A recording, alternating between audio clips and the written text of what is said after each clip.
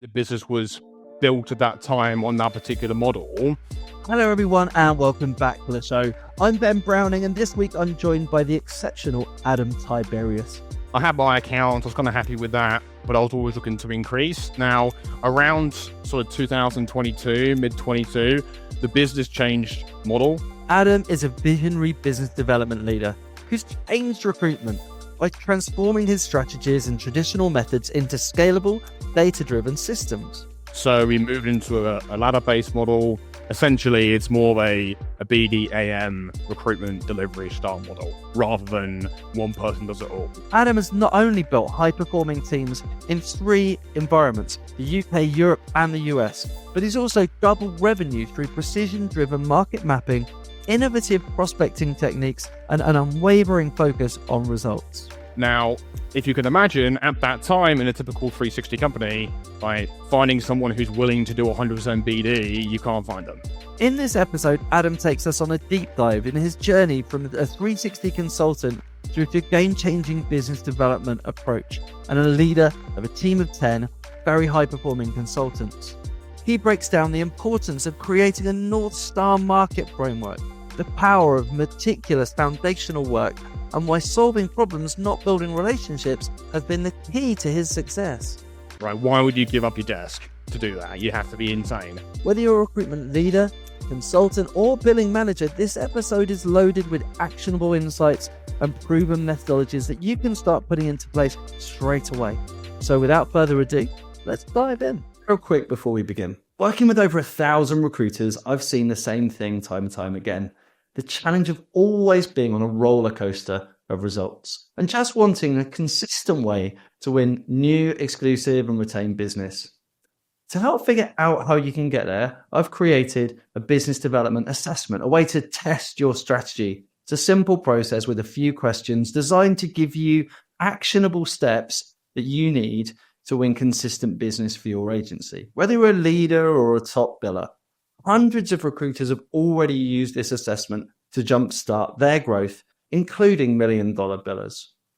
And as a valued listener to the show, I've included a link so you can access it for free right now in the show notes.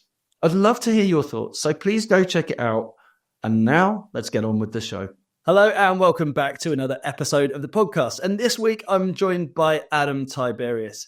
Adam's going to talk us through his journey as a business development manager with a global team, really focused on building out his markets in 3 key spaces: UK, Europe, and US. Adam's work has seen him do amazing things with his personal billings, but also supporting rookies and junior team members come into the team and perform incredibly well as well. And we're going to listen to Adam sharing his story about the journey that he's taken through developing his business development strategy over the last 2 years. So Adam, welcome to the show. It's really great to have you here. Great to be here, Ben. Nice to see you again. Yeah, you too. So look, Adam, I really want to start with this kind of genesis point from your perspective. You know, I talk about this journey that you've been on, and I'd love to share that with the audience. The first question that I want to ask is, what was it that led you to what was the point at which you decided you wanted to explore leveling up your business development strategy and thinking about what you could achieve with a different approach? Yeah, that's interesting. So when I first started doing BD as an OPA, it was the typical way that you would do BD. At the time, it was very much a 360 based model at the business. And I remember very distinctly, when I first started, I was given one sub niche with our industry to do. So we work on a variety of sub niches. I was given one, and I was asked to do market mapping in this sub niche. So I started doing that, and I was doing all the traditional ways you would do it. And then as I looked through these companies, I started thinking, I was like, well, this company's been here since 2000. This company's been here since 1980. Like, every single company was over 20 years old. And I was like, okay, right, let's look at the rest of it. So how long have we worked in this space for? And we worked in that sub-niche for at least a decade on the service side, probably longer on the sales side. So I was going through this process of basically mapping out a new market that we'd already worked in for such a long period of time. And that got me thinking, well, what happened if we actually did it right the first time, mapped it all out from the very day dot, and then spent time just going and approaching all those companies over a prolonged period to get a better outcome on that side. So that's when I first started. And again, at that time, I wasn't doing discovery calls. I wasn't calling mobile phones. I was calling landlines. And this isn't long ago. We're talking like 2021. So everything was there in terms of the tools and the data and all that kind of stuff. And it was a relatively inefficient way of doing it. And I realized that quite quickly. That due to the tools and systems that we have, it'd be relatively straightforward to build out a more long-term projects for more sustained BD. The only problem we had is because of the model, I obviously had zero understanding of how to actually do that, which is why I then came to you at the start. Yeah, right. I remember those first conversations. I was really massively impressed with how much work you'd done to map out the market and really kind of taken the initiative. And I know that I wasn't the only person you were speaking to around that time. You'd been seeking out some kind of development around the strategy. But what was really interesting to me, and hearing that back, you're in the same shoes as a lot of people that I talk to, right? You're in a similar place in that you were kind of doing 360 BD. There was a database of kind of clients on the system. That list wasn't necessarily very well refined, and the methodology you were using wasn't necessarily kind of built for client acquisition and a really robust sales approach. Is that a fair thing for me to say? And I would say that the reason why that's probably the case with me and probably most people in a 360 business is the nature of somebody within a 360 role. It is you're very centric around yourself, so around the way that you source candidates, the way that you source clients, right? So you don't typically look at it from, if I were to sit here within 3 years, what could I achieve if I tried to map out all of this and achieve a 40% market share? That's not how you think about it. And the reason why is because you haven't got time to think about it like that, right? Mm-hmm. So if you're a 360 biller, you're like, well, I've got to get money now. I've got to get paid now to do this. And when you employ a method like this, you start mapping out a market. To do it properly, it could take months to do it actually properly. There's AI tools that promise the world now. None of them work, just as far as I'm concerned, for real market mapping. But when you're stuck in that 360 mindset and you're looking for even medium-term results, you typically shy away from doing the massive upfront investment, time-wise, cost-wise, of getting that foundation built to allow all your BD activities to then compound and start working for each other, right? As you start to sort of grow within that space. Yeah. And you mentioned a few things there. That slightly longer term viewpoint and the strategy and the compound gains. We're going to talk about what exactly those have meant in your world and how those have played out. But I kind of just want to point out that, you've been kind of taking this new strategy and really applying it over the last 2 years. So we'll do some work to connect the dots today in this conversation. But can you give me kind of a snapshot of where you are kind of 2 to 3 years on from that initial kind of thought process of wanting things to change and recognizing those inefficiencies? So what does life look for you? How is life different for you today? It's a pretty fun story, right? So at that time, again, I was 360, but because of the way the business was built at that time on that particular model, I had my account. I was kind of happy with that, but I was always looking to increase. Now, around sort of 2022, mid-22, the business changed model. So we moved into a ladder-based model. Essentially, it's more of a BD AM recruitment delivery style model rather than one person does it all. Now, if you can imagine, at that time in a typical 360 company, right, finding someone who's willing to do 100% BD, you can't find them, right? Why would you give up your desk to do that? You have to be insane. Luckily for my business, I'm pretty insane. So Liam pulled me out of my team. I handed my desk over and I moved into that business development role. Now, because of the case of that, and because we didn't have any structure at the time, we didn't have anything like that, I was essentially, and again, 2 years ago, I wasn't doing fine, but not particularly well financially. Not where I wanted to be. So if I wanted to achieve what I wanted from a personal standpoint as well as a business standpoint, I'd have to figure out how to make that happen. So what then ended up happening over the next 12 months, we started the BD team in sort of 2022.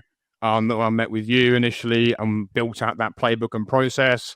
We then took all that process. We then actually built software tools that integrated that completely in. And the reason why we did that, and the reason why I'm huge on that, is quite similar to what I spoke about before, how, if you don't really embed it into your systems, all that knowledge and time that you were doing something 10 years ago gets completely lost. So I knew from day one, if we have a chance to build out a BD team, do it properly, do it in a way that if I was hit by a bus a year from now, you could stick anyone in and make it happen as well, rather than relying purely on me and what I know.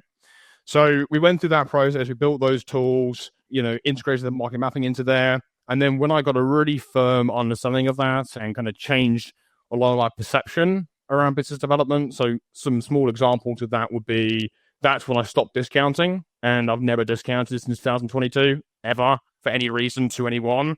The process of, I'm not going to talk to you about anything to do with jobs until you meet with me, things like that.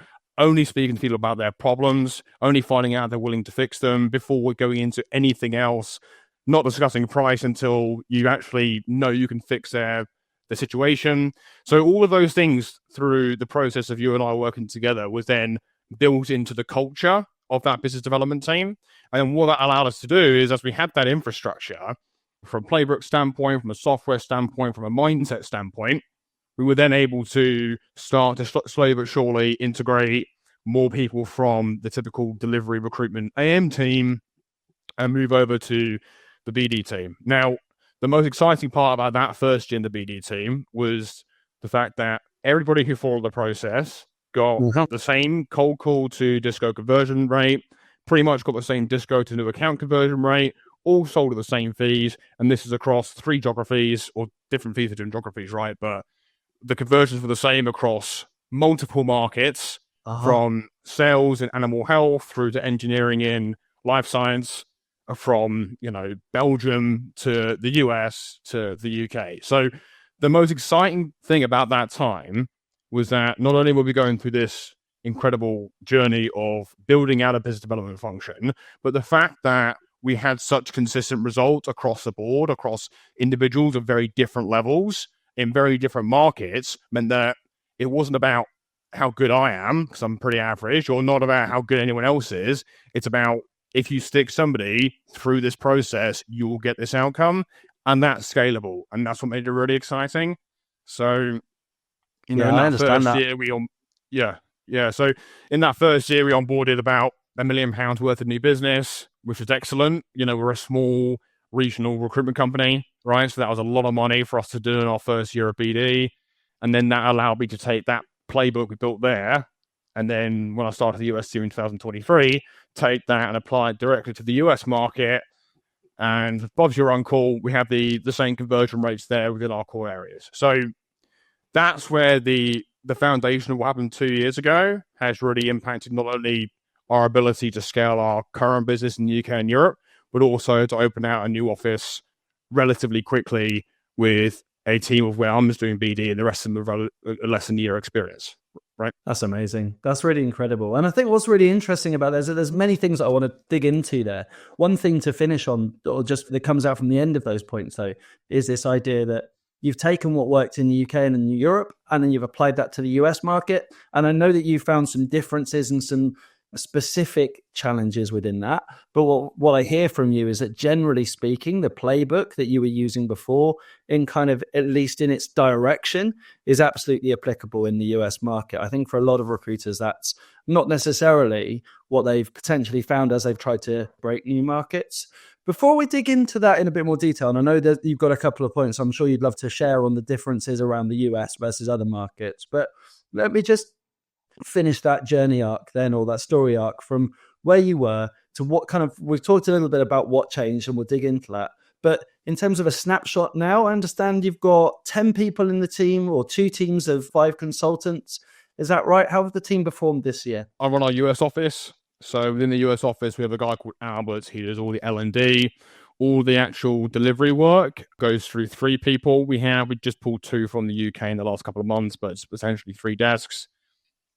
So I won't go into so much in terms of the financials because my director won't like that. But we essentially doubled our revenue quarter on quarter throughout that year, relatively easily. And again, the reason for that is, as long as you do your compounding work within compounding markets, it will happen. So that was really exciting for us. We finished the year on about $1 million, just shy of that for our first year. Most of that revenue came in the final quarter.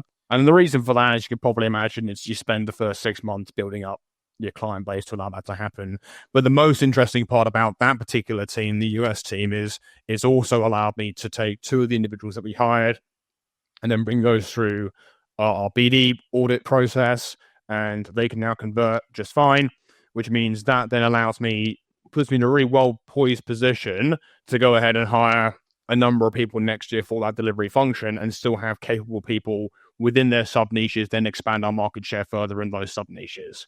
So that's the US team, which is about 12 months old now, just over. In the BD function, I've just taken 2 UK people through that. We've got about 6 or 7 in that UK BD team.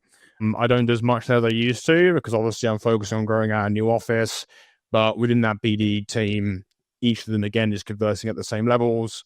And I think this year we'll finish on about £2 million worth of new business in that division. So it's been really quite cool to go from no process and nothing 2 years ago to having it replicate so quickly across so many geographies with so many people within the business.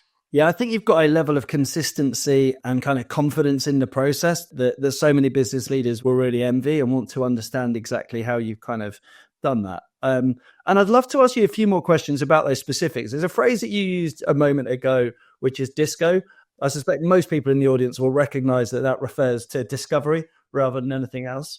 So I wonder if you can take us through like you also mentioned the BD audit, right? So can you maybe kind of take us through what the steps in that BD audit are and what that kind of looks like and what that sort of overarching process looks like for you guys? Yeah, so the BD audit is what we take new people through before they're signed off to do it by themselves.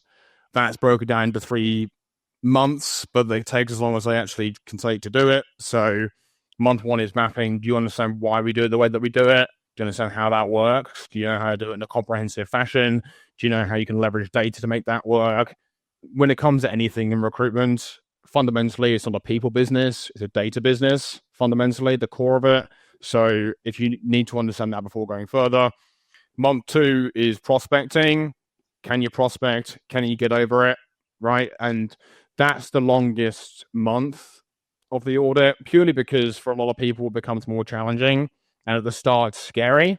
I was terrified when I first started doing hardcore prospecting. But once you've booked like 300 discos, it's like, oh, it's just another bloody thing, right? So it's just another day. But at the very start, the process is difficult. So that's a lot of coaching. It's a lot of call listening. It's a lot of playing calls out loud with them. So there's obviously prospecting through the phone.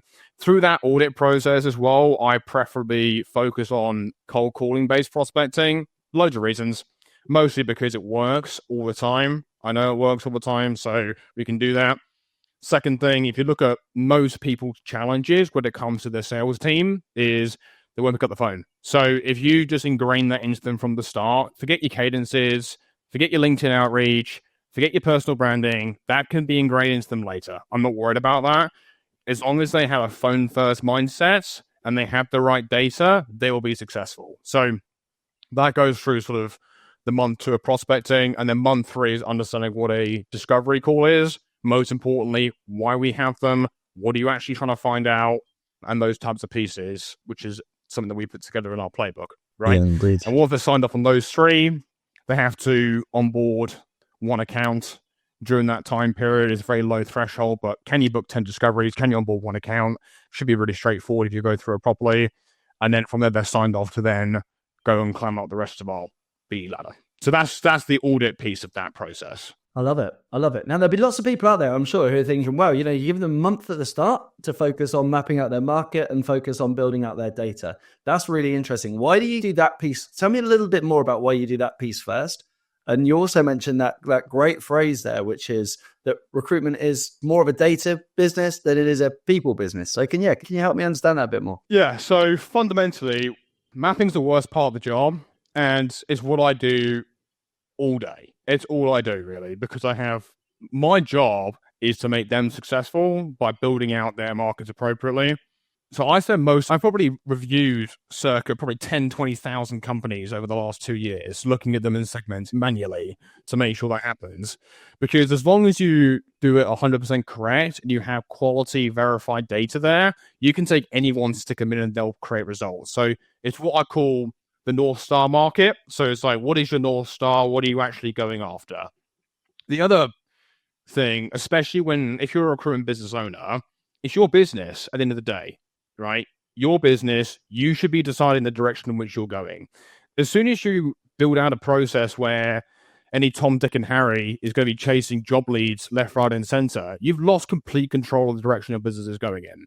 And it means that you no longer can make most use of the most important thing in a recruitment business, which is the compounding effect of doing the same thing over and over and over and over, again, until you have the best data for that particular sub niche, right? So that's why we prioritize mapping at the start. And the other really core reason is you have to, unless you do it and you understand why we do it, all the rest of it doesn't make sense. Because unless you understand why we map the way we map, why we segment the way we do, why we score companies the way that we do, and you'll go back to prospecting, the first thing you're going to end up doing is you're going to find some random job lead on LinkedIn and try and call them up and win it. You have to understand the foundation of the process, the North Star of what we're trying to achieve before doing the technical calling and discoing. Yeah.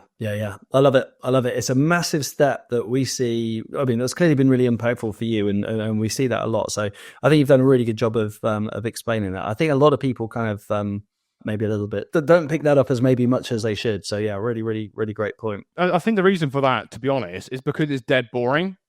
Yeah. Who the hell wants to spend 2 years reviewing 20,000 companies?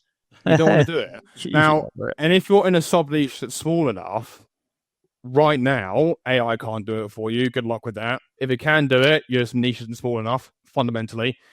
But you need someone who knows what they're looking at to do that. So typically, that's someone more senior. You can't stick someone with a year's experience doing that without being audited, because they just don't have enough market knowledge to be able to segment it properly, because you obviously segment by not only sub-niche, but problems and that kind of thing. And unless you understand that, it becomes much more difficult, right? So I think the reason they don't do it is because it's boring, and they should learn that the most boring tasks are the ones that are going to pay off the most in the long run, in my opinion. Yeah, 100%.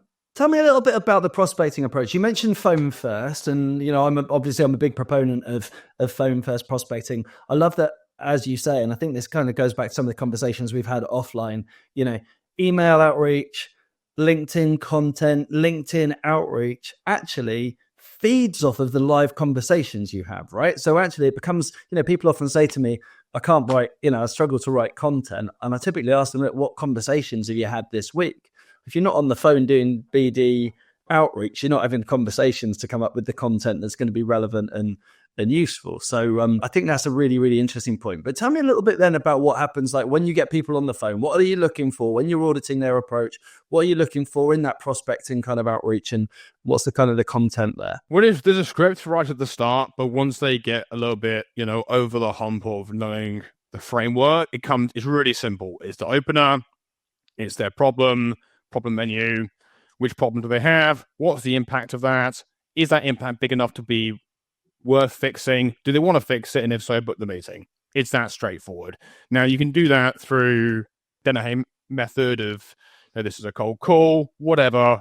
The most important thing about that is comfortable. You can do it consistently. But fundamentally, it is, as long as you've done your segmentation correctly, everyone in that project, in that, spreadsheet, whatever you're using, should have the same problems. You should know what problems they have. They should resonate as soon as you say it to them. And then of the three, they'll pick one. You should know the impacts. You ask the probing questions, and then you ask is worth solving. So, and then again, that also comes down to the quality of your initial mapping you've done. Because if that's the case, think about it like this. When you're calling around a job, let's say you're selling a job to a candidate, right? Or you have 20 candidates you're selling the job to. The first time you sell it might be a bit rusty, but by 2, 3, 4, 5, and 6, it rolls off the tongue. You're just absolutely fluent in that job, right? You know exactly how to sell it. You know exactly why that candidate want to go for it. If you have a system we've already built out that market, it's the same for cold call prospecting, because you're having exactly the same conversation with exactly the same ICP in the exact same market 50 times. Yeah. So the first one's scary, but by time 5, you've heard the problems come up so frequently that it becomes way easier. And that's how, some of the guys are now up to 20%, call connect to disco conversion rate, which is an insane number some weeks. It's like, if you're able to, build out that system to allow that to happen, you're sort of creating those end results, I suppose. Yeah, right. Yeah, absolutely. No, it makes really good sense.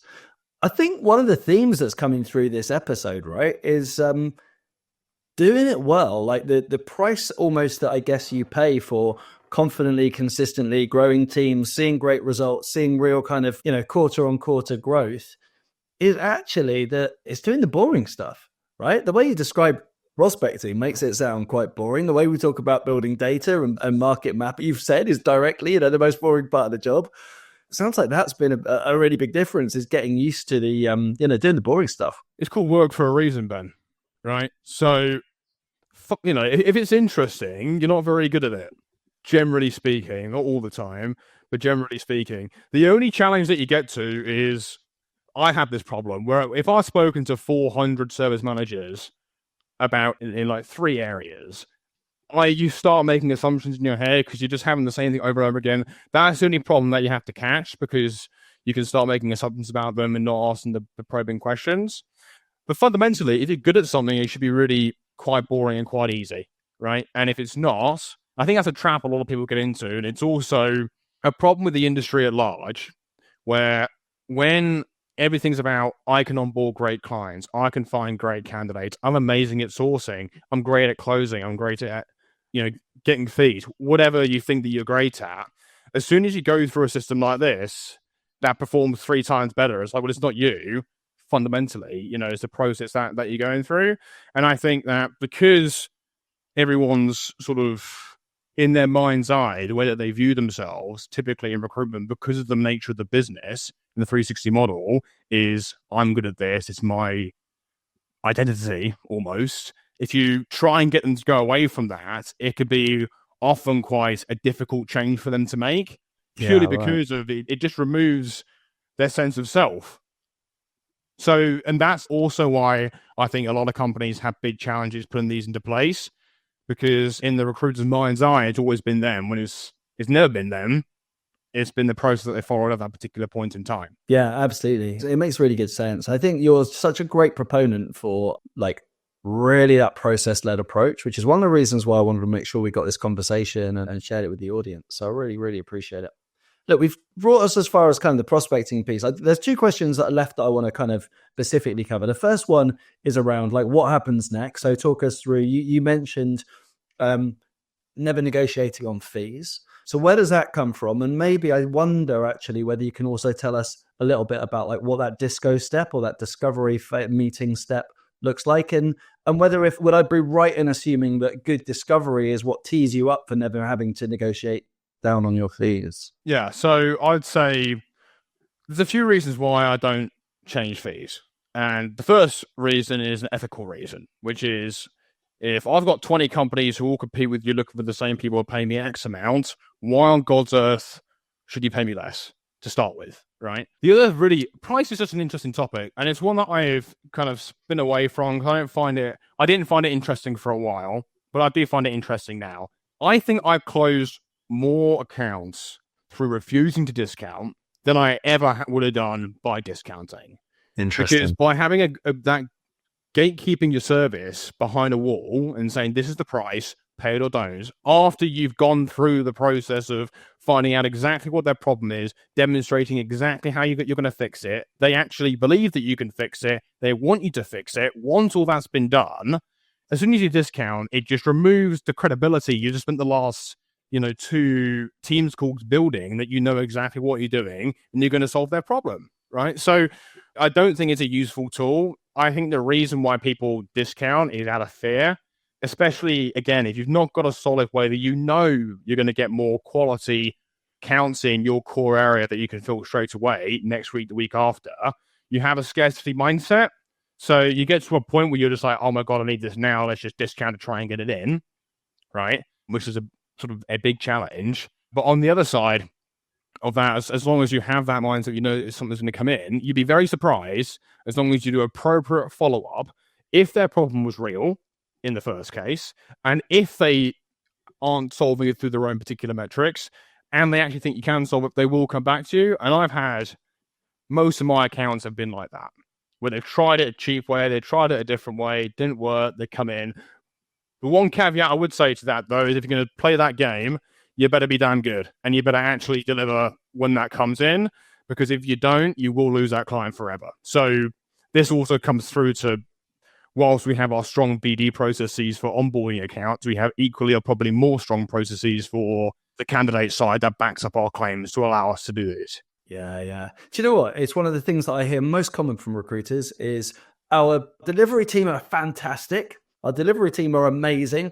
All we need to do is win more business. And I'm 100% prepared to kind of go along with that. But I also do absolutely subscribe to what you've just said there, which is if we're going to give you a $10 million sales strategy, then you've got to solve $10 million problems. If you come up short on that, then there's a real reality check. And in this industry, you get found out quick. And I think that's the other thing. It's much like when we spoke about the challenges that come with a 360 trying to do BD and why it doesn't work so well because they're not focused on it. If you haven't got someone who's purely focused on how can I deliver this service better for this exact ICP, and you're finding tools, you're buying data, you're doing everything you can non-stop within the bounds of that delivery process to make that actually excellent, right? Unless you have that going on, then you can't, it's much more difficult to do it, because what you're then relying on is not actually a proven delivery system that works, and you have the data, you have the case studies, whatever. You're relying on Joe Bloggs, your resourcer, to go out and try and wing it, right? So, and that will go wrong. It might not go wrong the first time, but it will go wrong. So that's the other thing. If you're going to go, and it is the beauty of splitting it into sales and delivery, as long as you have someone thinking about the systems that you use to fulfill job orders, right? And as long as you are focused so tightly on that ICP, that goes back to the North Star mapping I spoke about. And as long as that's all aligned, you will be able to deliver better than anyone else, but it requires that split and level of focus to achieve. Yeah. I hear that. Let's just roll back a second. So we talked about never negotiating on fees, and that is all about demonstrating value and being able to do that. You've mentioned this phrase disco several times through the conversation. I want to make sure that we just at least get a really small kind of moment around a definition of that. So what's happening in those discovery meetings? So your team are measured on their ratio of prospecting calls to discoveries booked. So what happens in a discovery meeting? Why is that so important? Right. So at that time, you turn the suspect to a prospect. Someone's told you that they have a problem that they actually want to solve, right? You go into that disco. You then, first thing, which everyone in recruitment for some reason gets wrong, is they don't take control. The first thing you have to do is say, we're here for half an hour. I know you have these problems. I want to learn about your business, exactly how you're trying to solve them, what you're trying to do before. Once I know that, I show you how I can do it, and then so on and so forth. The upfront contract, as you call it. Most people in these first meetings, the first question or the first words out their mouth are, do you have any questions about me? Which is just the stupidest way you could possibly start any sort of client meeting out there. But that's another topic, right? So that's the first thing to do, is you take control of that meeting. You then shut up. You let them talk. You let them talk and talk and talk and talk. You don't talk about yourself. You ask relevant, niche, probing questions about what they've said for at least 25 minutes. And as long as you know your stuff in the industry, your questions will tell the client you know what you're talking about. And then that will make them open up, and they'll start talking about all their issues, exactly how they try to fix it before, keep asking those probing questions. Once you do that, you summarize it. You say, well, you just told me all of this stuff. Do you want to fix it? And if you've done that part properly, they would have spent the last half an hour shouting at you about how much pain they're in. And they're, of course, going to say yes. And then if you actually had the right delivery systems, you can then say, here's exactly how we solved it for 5 other people. Is this going to help you? Then at that point, they'll say yes, at which point you then say, great, and FYI, before we go any further, I'm going to need X, Y, and Z from you. And normally that's commitment. Right, I'm going to need this kind of commitment from you, this kind of thing from you, this kind of thing from you. It's going to be more expensive than you used to. It's going to take more time than you used to on your side, but it will work. And then most of the time, as long as they're willing to do that, they'll say yes. And that's really key and critical, because if they're not willing to do that, as soon as that job goes over to the delivery function, they can't fill it, right? So that's why it's so critical.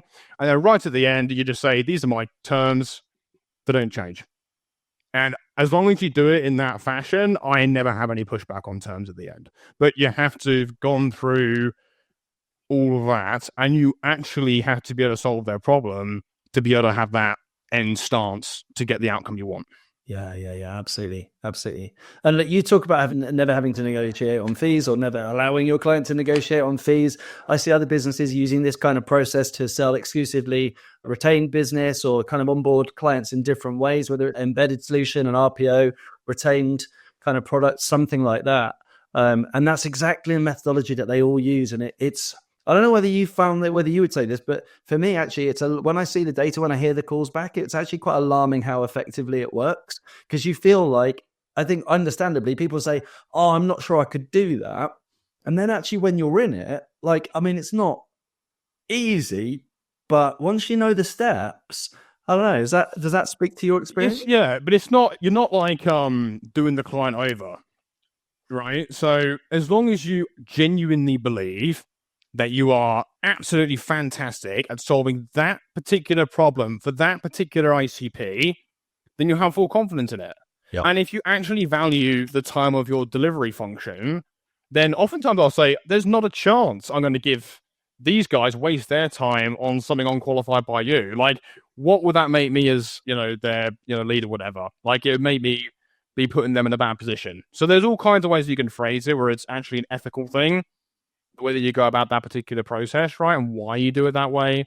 I'd say the reason why people don't do it is confidence. Is like, do you actually fundamentally 100% believe you can fix this person's problem? You can only do that if you stop pitching every 5 seconds. You just shut up, listen to them, really listen, and listen to understand. Don't listen to respond. Listen to them, and if you think you can help them, tell them. And if you don't think you can, tell them. Like, I can't help you with this, by the way. Go and do that instead. Yep. Right? So as long as you have that mindset with it and you're actually trying to help them and actually trying to solve the problem, the end closing piece is relatively straightforward and a lot less scary. Yeah, indeed. Adam, you do a brilliant job of describing that. I can tell how much training you give and how much time you spend with the team on this, which is fantastic. It really comes through. One closing question then, as I said earlier, I think this will be really useful and relevant for people listening. What are your key takeaways around the differences that you've had to apply taking this approach in the US? What's been different about the US market from your perspective? I love this question, and the real answer is nothing, and it should be nothing. Fundamentally, I think the reason why people think it's different, the most common answer you're going to get is they're more relationship driven in America. Rubbish. They're more relationship driven in the South than they are in the North. Like, these are people at the end of the day. Regardless of where they're from, it's more their personality type that's going to impact that rather than where they were born. And it's a ridiculous sentiment to make, in my view, and it's not actually true. I think the challenge that people have is, again, if they don't speak to hundreds of people, their sample size is too small. So they'll have one example or two examples where they had a coffee catch-up with some bloke and now they've got an account. So now they think, oh, that's how it works in America. It's like your sample size is way too small to make any kind of indication of that. What I have found, the only thing I have found is definitely true, is the amount of stakeholders that need to be involved is definitely more, in my experience. So they're going to have, it's a lot more hierarchical, a lot of the companies that we tend to deal with. So rather than having one point of contact in the engineering division, there's going to be 4. And one's going to answer to one, to the other, to the other. That's the only thing that's slightly different. But at the end of the day, you know the problems they have. You know you can fix them. Guess what? People like having their problems fixed. Call them, show them you can do it, and you'll be fine. But if you're going in there trying to leverage whatever, some pitch slapping on the phone, it's just not going to work. You just follow a process that works in the UK, put it in the US, and then just grind it until it works, because it will. Yeah, absolutely. It's really refreshing hearing you say that. I mean, we've talked a lot about the fact that relationships often are an alternative to selling, right? It's like, have you actually built I've got a really good relationship with that person. It's like, cool, but are you actually progressing the sales conversation? And people often say, but when people say a certain type of industry or a certain type of geography, the people are more relationship focused. I think you're absolutely right. Small data sets. But also, I wonder how many of those conversations they're just being a bit easier to be fobbed off. And I've seen this firsthand, actually, when in a couple of instances where we were breaking into America, like it felt like people were friendlier, but actually what they were better at was friend zoning you to keep you away from making a business momentum conversation. Well, one thing I'd say on that is, like, again, I think the relationship driven approach is just comes from a misunderstanding of where you are completely. And I think it's also indicative of what I spoke about before in terms of the egocentric approach of a 360. It's my relationships. I'm great at building relationships. Everyone likes me. Like, it's just complete rubbish. Like, I don't know what you're talking about. And I think the other reason is a lot of 360 consultants have never done any supplier management. Guess what? I have suppliers. I've got a lot of suppliers. I've got software suppliers. I've got you, Ben. And guess what, Ben? We've got a great relationship and I really like you. But if you stop delivering for me, guess what's going to happen? I'll find another supplier. And that sounds harsh, but that is just the reality of when you are a supplier to any business whatsoever. Your relationship is going to fix that.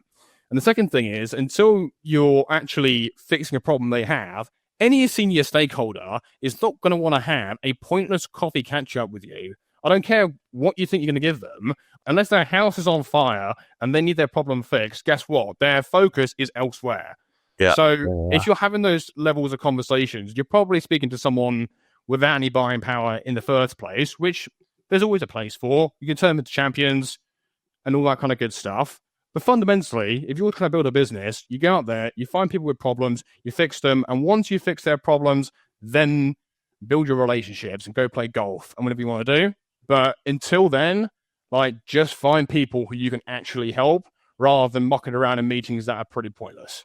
That's just my view. Oh, 100%. No, completely aligned. Adam, thanks so much for taking us through it. As I say, your journey is really inspiring to me. It's one that I often share with people, and you've been really great in terms of talking to people that I've introduced you to about your experiences. But I think that the fundamental is, right, this journey and this trajectory from a moment where you recognize, probably similar to what I did back in the day, actually, the inefficiency and the ineffectiveness of the BD strategy that you kind of inherited for all of the reasonable reasons that you've mentioned. I think that's the other nice thing is, like, this isn't a criticism of anything. This is just there's a moment of recognition. And then there were some changes that you implemented, and those changes kind of focused around process, around systemization.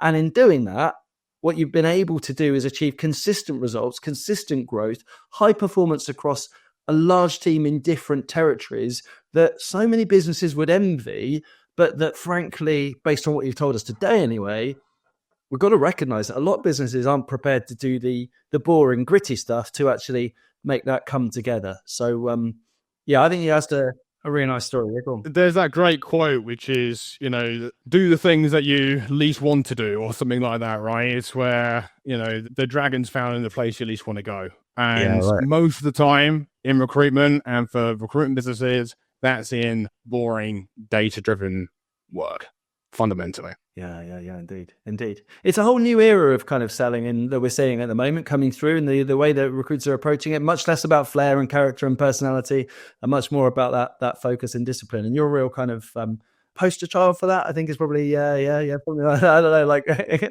I'm really grateful for you for sharing your experiences. Is there anything that you don't think that you think we haven't covered that you'd like to add at all? Anything that you think would be useful, perhaps, if you think back to the beginning of your journey that you'd wish you'd heard back then? Yeah, because I'm seeing it, I forget, but I'm seeing it with some of the newer people I'm bringing through. Do the foundational work, do it right, be extensive with it, leave no stone unturned. You should know every single person, every single company. I don't care if you're never going to work with them, every single person you could possibly do in that particular space. And then you just have to only focus on that and only focus on having as many conversations with those people as you possibly can. And then focus on increasing your market share within that market, right? Jobs come from accounts. Accounts don't come from jobs. If you're working with these people and they need your help, they will come to you as long as they're an account. Chasing a job is no way to build a business. And that's my philosophy on it. Yeah. Awesome. I love that phrase. Jobs come from accounts. Accounts don't come from jobs. It's a great way of framing it, and might well become the hook for this episode. So we'll see.